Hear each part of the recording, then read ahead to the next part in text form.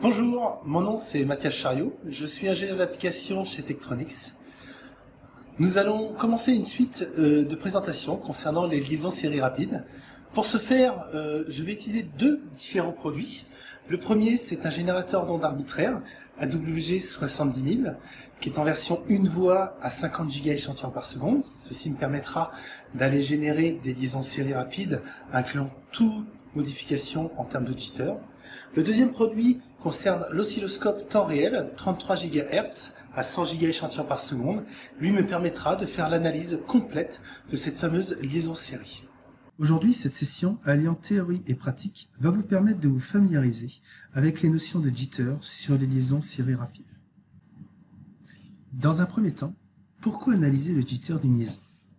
Une liaison série rapide est en fait la transmission de symboles codés en binaire, on appellera NRZ, ou en PAM4, c'est-à-dire 2 bits par symbole. Au niveau du récepteur, il faut s'assurer que les 1 et 0 transmis soient bien compris. Un symbole mal compris tous les millions donne un BER de 10-6, c'est-à-dire un bit error rate de 10-6. Plus cette valeur sera faible, meilleure sera la transmission. En effet, un symbole transmis aura différentes déformations suivant le design utilisé. La transmission consiste à avoir une source, TX, un récepteur RX et une ligne que l'on appelle channel, incluant les connecteurs. L'ensemble n'ayant pas une bande passante parfaite, en amplitude et en phase, le symbole va se déformer le long du channel, pour avoir au final un diagramme de l'œil complètement fermé. De la même façon, sur une carte, souvent il n'y a pas qu'une seule liaison, mais plusieurs, en parallèle. Alors un effet de diaphonie modifiera la transmission de mon symbole. Enfin, les interconnexions, ou ce qu'on appelle backpanel, aura pour effet des désadaptations d'impédance. Dans ce cas pratique, nous voyons bien qu'un pulse transmis donnera des réflexions qui s'ajouteront sur les symboles suivants et ainsi donneront des aberrations sur le diagramme de l'œil. Passons maintenant aux notions de jitter. Premier terme, le plus connu, le Time Interval Error, ou TIE. Cette mesure consiste à regarder la position de votre front montant, front descendant, par rapport à la position idéale de votre symbole. Ce delta T sera incrémenté sur un histogramme de façon à faire l'analyse statistique complète, c'est-à-dire mesure à l'écart type et mesure peak-to-peak. Nous pouvons représenter aussi ce time interval error de façon temporelle, c'est-à-dire le time trend, la fluctuation du time interval error en fonction du temps. Les principaux termes de jitter sont les suivants. Le premier, le random jitter.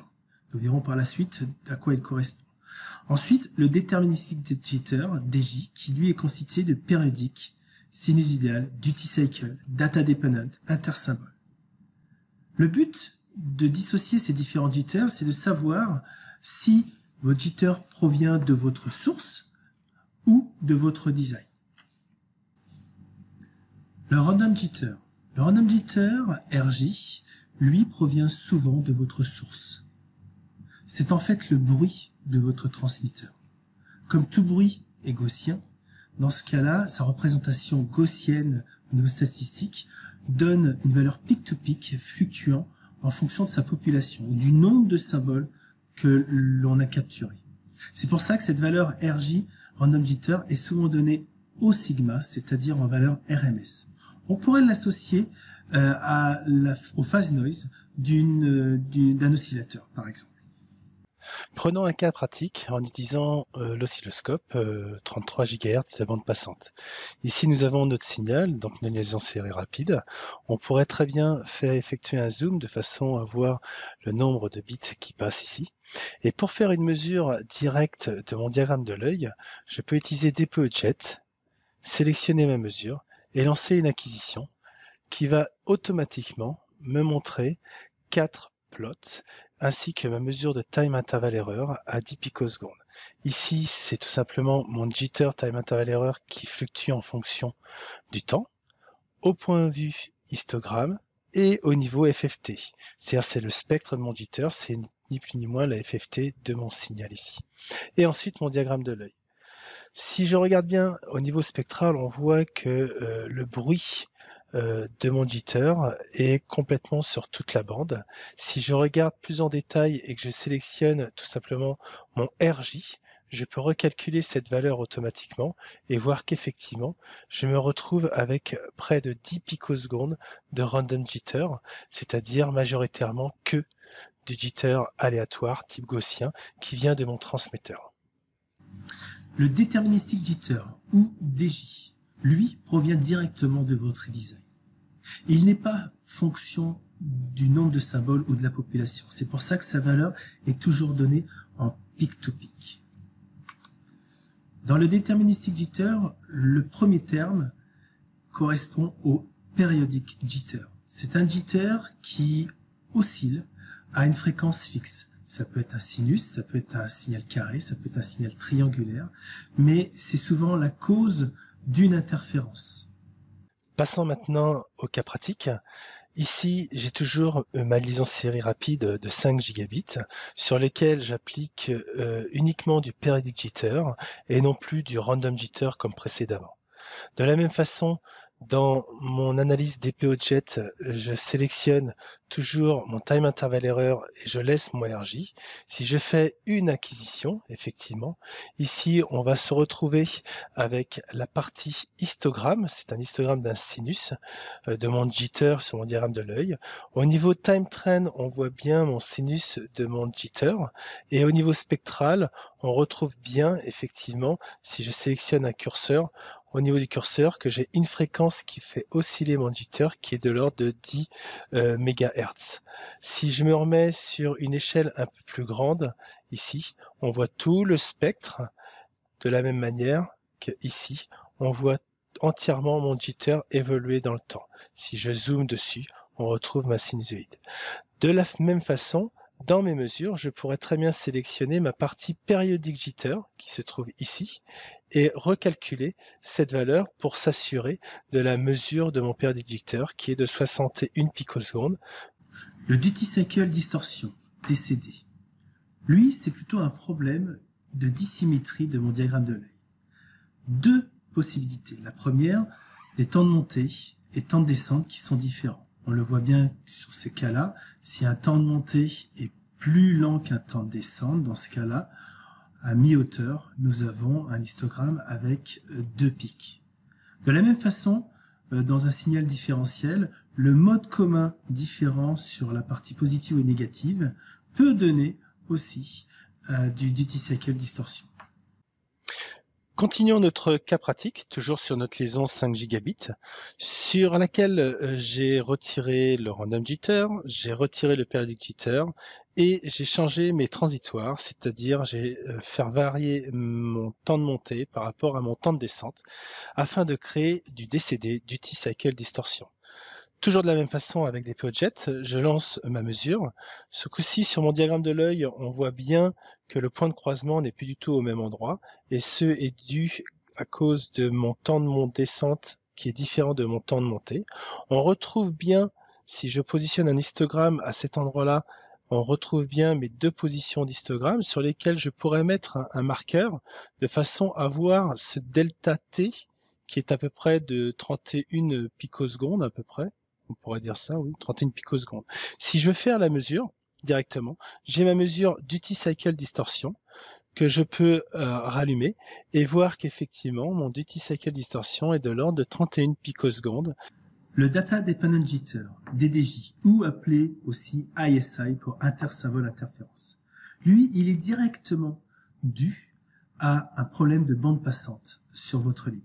En effet, une liaison série rapide, par exemple de 10 gigabits, aura besoin au moins de 25 GHz de bande passante. Si votre channel, lui, possède une bande passante dégradée ou pas suffisante, influera directement sur le diagramme de l'œil. C'est-à-dire que pour des bits rapides 0, 1, 0, vous n'aurez pas assez d'énergie, alors que pour des bits beaucoup plus lents 0, 0, 1, 1, 1, 1, vous aurez suffisamment d'énergie. Analysons maintenant ma liaison série 5 gigabits qui passe à travers un circuit, un PCB qui fait 17 inches en longueur. Maintenant, on voit directement à l'oscilloscope l'effet que l'on peut avoir de mon Data Dependent Jitter ou de mon ASI, c'est-à-dire que sur des symboles un peu plus longs, 1, 1, 1, 1, 1, on arrive peut-être à avoir maximum d'énergie. Par contre, sur des transitions très rapides, 1, 0, 1, 0, on voit que mon diagramme de l'œil aura tendance à se fermer. Toujours de la même façon, grâce à DPOJet, je vais pouvoir faire l'analyse complète, c'est-à-dire toujours mon time trend, mon histogramme, la partie fréquentielle, ainsi que mon diagramme de l'œil. Et aller rechercher la mesure qui nous intéresse ce coup-ci, qui est le Data Dependent Jitter, et recalculer de façon à voir que sur cette liaison série rapide, effectivement, mon seul problème est un problème de bande passante. C'est-à-dire que j'ai pas assez de bande passante pour véhiculer la fréquence max de mon débit. Une chose très importante et très intéressante concernant le Data Dependent Jitter, comme je disais, ce jitter dépend de la data que l'on envoie. Dans DPOJet, on vous affiche toujours quel est le bitrate, c'est-à-dire 5 gigabits, et quelle est la longueur du pattern répétitif qui a été envoyé par le transmetteur. Ici, c'est un PRBS 9, c'est-à-dire 2 puissance 9 moins 1 symbole, ça veut dire 511 symboles. Ce qui est intéressant, c'est si je prends uniquement la partie spectrale, on va retrouver le pattern au niveau de la récurrence des raies. C'est-à-dire que si je fais un zoom au niveau de la récurrence des raies, ces raies-là, du point de vue spectral, c'est mon jitter data dependent. C'est-à-dire que si j'envoie tout simplement mes marqueurs sur cette récurrence afin de la mesurer, je me retrouve avec une récurrence spectrale toutes les 9,8 MHz à peu près, qui correspond bien à mes 5 gigas divisé par mes 512 UI, c'est-à-dire unit intervalle. Maintenant que vous connaissez les notions de base du jitter, regardons plus en détail le diagramme de l'œil. Et posons-nous la question, est-ce suffisant? En effet, si je prends un diagramme de l'œil, pris par un oscilloscope, tout simplement, dans ce cas-là, je regarde mon diagramme de l'œil et je pourrais faire tout simplement un histogramme et faire ma mesure d'écart type et avoir mon idée sur mon time interval error. Le diagramme de l'œil est très utile pour tout ce qui est forme du diagramme de l'œil, forme de l'onde, les temps de montée, les overshoots. Mais concernant le jitter, il ne vous donne pas toute l'histoire du jitter. Comme je vous disais précédemment, une grosse partie du jitter, random jitter, lui est dépendant de la population, c'est-à-dire du nombre de symboles qui composent mon diagramme de l'œil, à savoir de mon temps d'acquisition.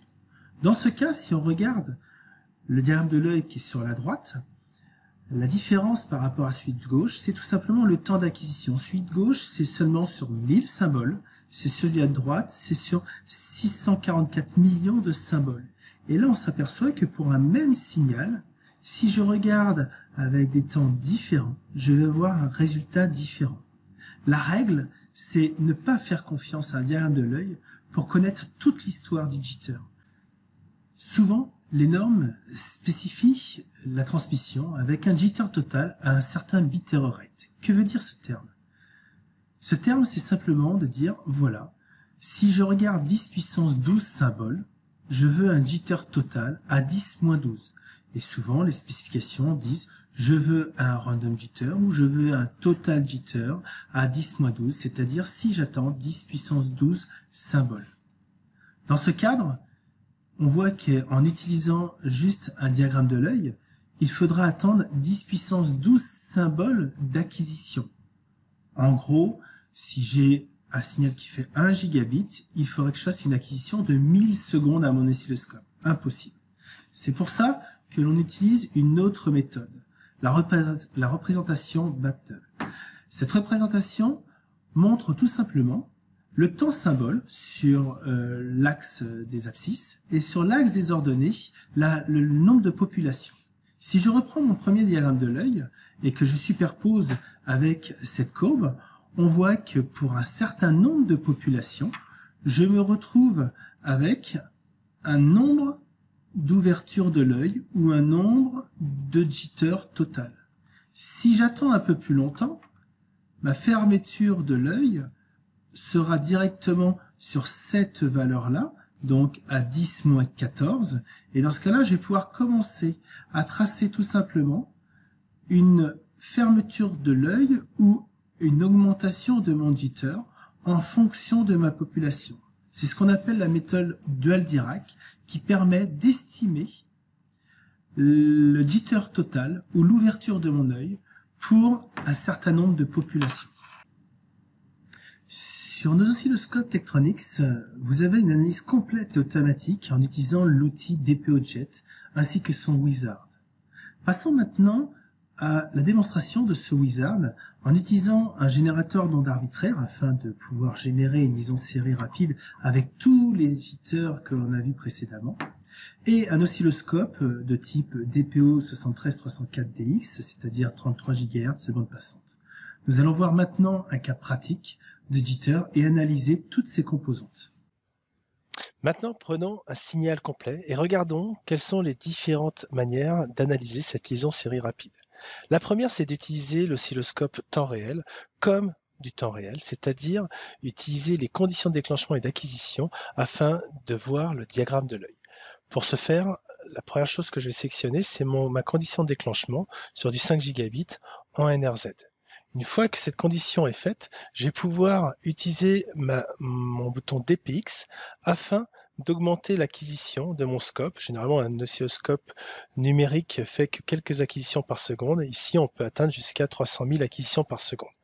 Ensuite, en mettant une persistance infinie, je vais pouvoir construire mon diagramme de l'œil et voir que, au fur et à mesure du temps, ce diagramme de l'œil va se fermer. Ici, on peut voir qu'on est directement en présence d'une partie random, étant donné que l'ouverture de mon œil fluctue en fonction du temps, donc fluctue en fonction de la population. Je peux utiliser aussi, dans DPOJet, mon wizard qui s'appelle One-to-Jitter. One-to-Jitter, c'est une fonction qui est très intéressante car elle va calibrer automatiquement mon signal pour le mettre pleine amplitude afin d'avoir la meilleure dynamique possible, d'effectuer une acquisition suffisamment longue, de montrer au niveau zoom ce que donne ma liaison série, et derrière d'afficher automatiquement toutes mes mesures avec mes graphiques correspondant à ces mesures. Ici, on voit par exemple que mon diagramme de l'œil, il reste ouvert. Il reste ouvert pourquoi? Parce que ce diagramme de l'œil, il est fait sur 43 189 populations, c'est-à-dire symboles. Si je veux regarder mon jitter pour une population à 10-12, c'est-à-dire voir mon jitter total jitter à un bit error rate qu'on a configuré à 10-12, je vois que dans ce cas-là, mon jitter total en peak-to-peak, il est de 215 picosecondes pour un bitrate à 5 gigas. Ça veut dire quoi? 5 gigas, mon temps UI, mon temps bit à 5 gigas, c'est 200 picosecondes. J'ai plus de jitter que de temps bit. C'est ce que l'on voit ici sur cette courbe, le bathtub, qui permet de voir, suivant la population, quelle est l'ouverture de mon œil, où on voit la pente ici qui correspond à mon random jitter et le démarrage de ma pente qui correspond généralement à mon déterministic jitter. Ici, on voit qu'on a 12 picosecondes de RJ calculé en RMS. Si je transpose cette valeur RJ en RMS sur une population de 10-12, pour l'avoir en peak-to-peak, il faudrait que je la multiplie par 14 fois.